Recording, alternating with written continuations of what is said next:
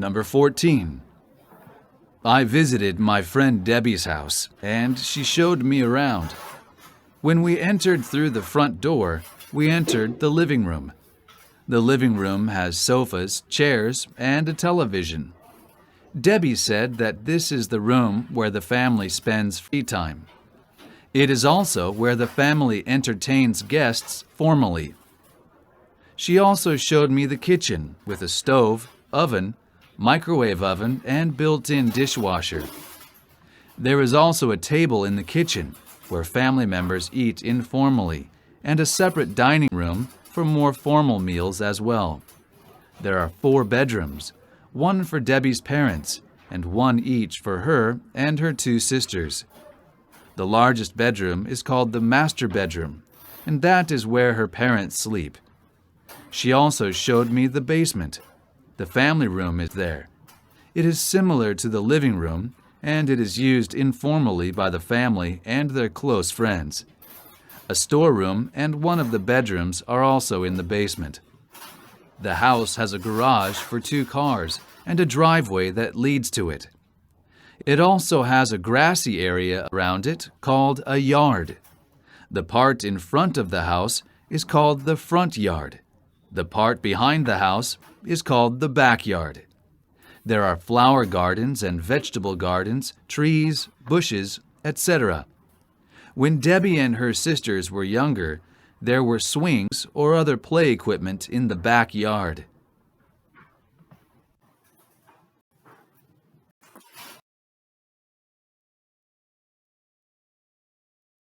Number 15. China has been isolated from the outside world for many years. The Chinese government has feared the effects of contact with capitalistic economies. However, the Chinese government has been experimenting in small ways with capitalism. Since 1979, leaders have wanted to benefit from investment from other countries. At the same time, they want to protect their own economy. One of the results of this policy was the creation of Special Economic Zones, SEZs. Foreign companies can invest in businesses in these SEZs. They usually invest together with Chinese companies. The products produced in SEZs are mainly for the purpose of export. However, the movement of ordinary Chinese people into the SEZs is limited. 3 Chinese provinces, Guangdong, Fujian, and Hainan, all have special economic zones. One of the major SEZs is located across the border from Hong Kong and Macau. It is in the city of Shenzhen, Guangdong Province. It looks in some ways like a large western city. It has many tall glass and steel buildings. However, the market has unusual foods and beautiful handicrafts and people bargaining to buy goods. It would never be mistaken for one in a western city. The SEZs combine aspects of Chinese and Western culture and economy. On the road leading to the rest of China from the SEZs, there was a checkpoint with armed guards. Beyond the checkpoint was a very different, more peaceful China with farms. China is still a communist country. However, in this little piece of China, capitalism seems to be doing well.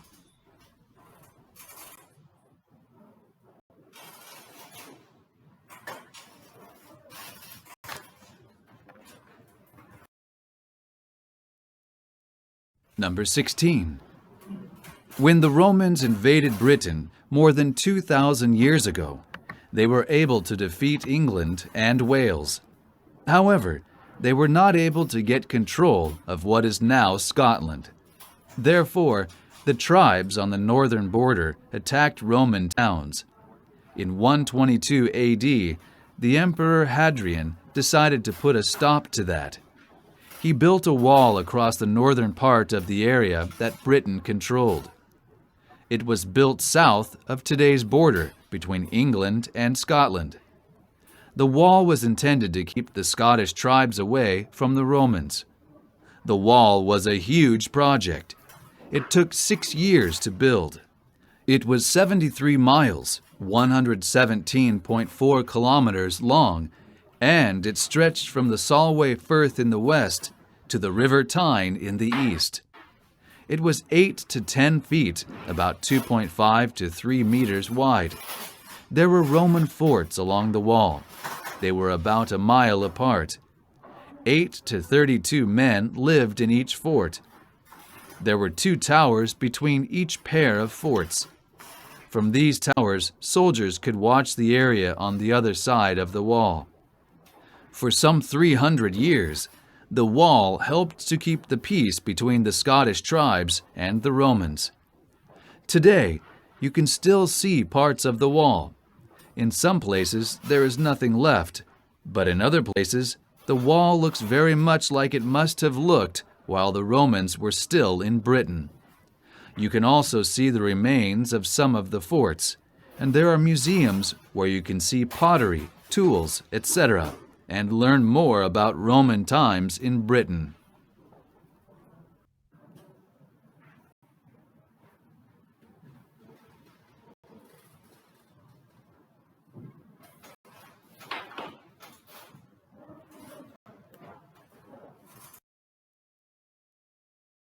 Number 17. My friends who have pets have cats or dogs or birds or fish. I have an unusual pet. I have a snake. A few years ago, my mother and I went to the pet store to get a pet. I had been planning to buy a kitten. However, when I walked by the snakes, I was very interested. I had never thought about a pet snake, but I said to my mother, I want a snake. Can I buy one, please? You can have a snake if you really want one, she said, but you have to know what you're getting into.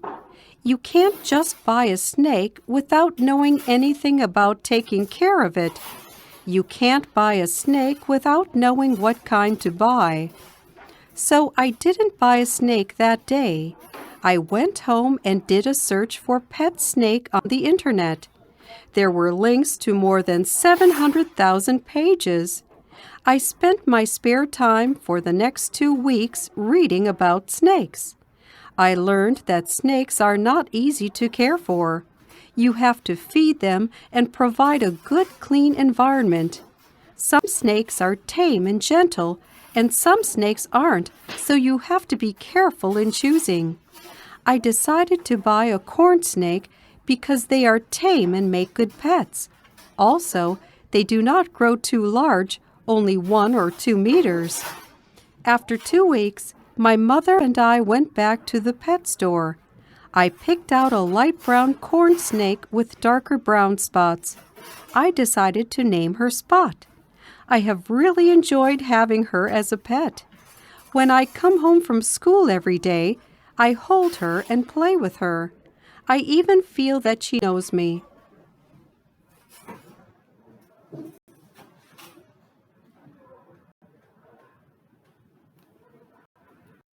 Number 18.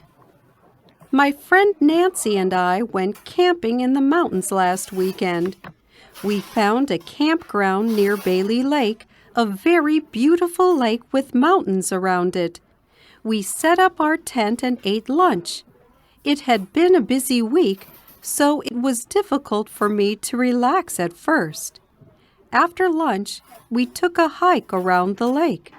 We could see the mountains reflected on the surface of the lake, and I took pictures.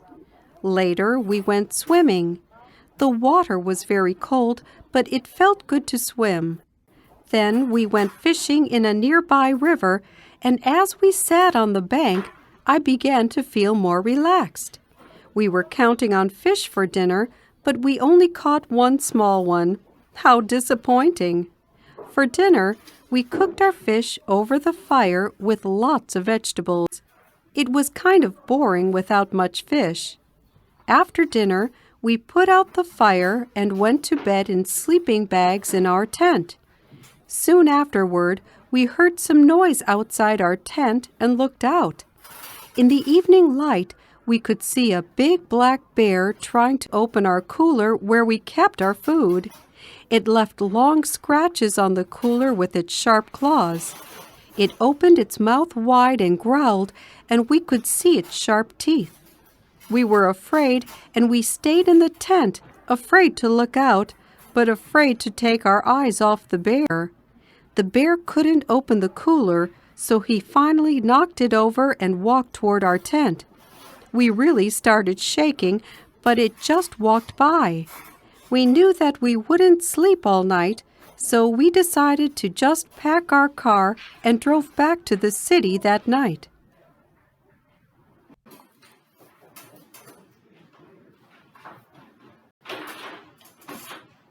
Number 19. Japanese people who travel to Europe often go on tours. However, it is convenient, easy, and comfortable to travel around Europe by train, and travelers get a closer look at the country than they would on a tour. It is also possible to meet local people when you travel by train, which is difficult to do on a tour. Seeing the country this way and meeting local people can enrich your experience. Therefore, I think that more Japanese who travel in Europe should try traveling by train. Even before you go to Europe, you can find train schedules on the internet. If you search for train schedule and the name of the country, you will find web pages with train schedules. You can print out the schedules and plan your trip.